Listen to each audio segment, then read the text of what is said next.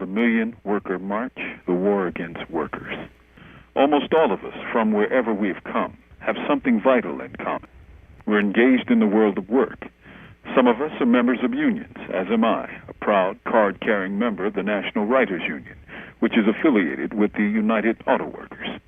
Some of us, perhaps the majority, are not members of a union, and yet as so-called contingency workers, as temps, as part-timers, as on-call workers, as workfare, as day laborers, as permit temps, as immigrant workers, caregiving workers, invisible workers, housewives. And last but not least, as prison laborers, we're people who are workers who add to social good, and all of us are catching hell. That's because wherever there is a war against wages, that means a war against workers. If we speak the truth, it doesn't matter who wins the White House. Workers are catching hell. That's because the only choices before the American people are corporate choices, a thin, narrow slice between two quite similar brokerage parties who sell their souls to the highest bidder. Think of it this way. The last president supported by vast labor votes was William Jefferson Clinton. And how did Clinton reward labor support? By passing NAFTA and opening the door to the globalist monster that is sucking the lifeblood from most working families across the nation. The drastic loss of U.S. manufacturing jobs and resultant drop in wages can be traced to the NAFTA bill.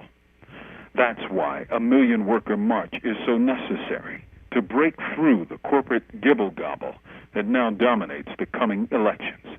Corporate candidates covered by corporate media for corporate interests. It's no wonder it's so slimy. It's also no wonder that the word workers rarely, if ever, crosses the lips of the corporate candidates. It's no wonder that the word union sounds like profanity when they mention it.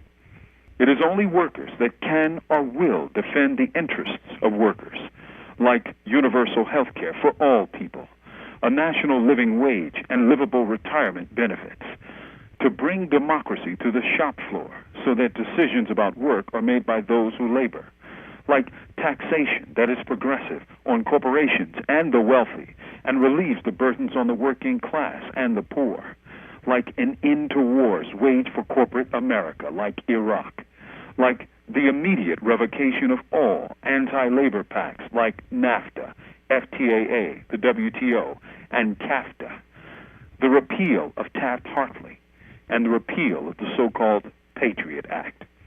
These are but some of the demands motivating the Million Worker March, but it can't be all of them. Workers actually build this society. It is they, and only they, who can rebuild it. This means a resurgence of the labor movement that is truly revolutionary, that does not settle for its slice, but changes the social order completely. Or else, we will be choosing the same old monkeys to sit over us as they betray us forever. That time must end. From Death Row, this is Mumia Abu-Jamal.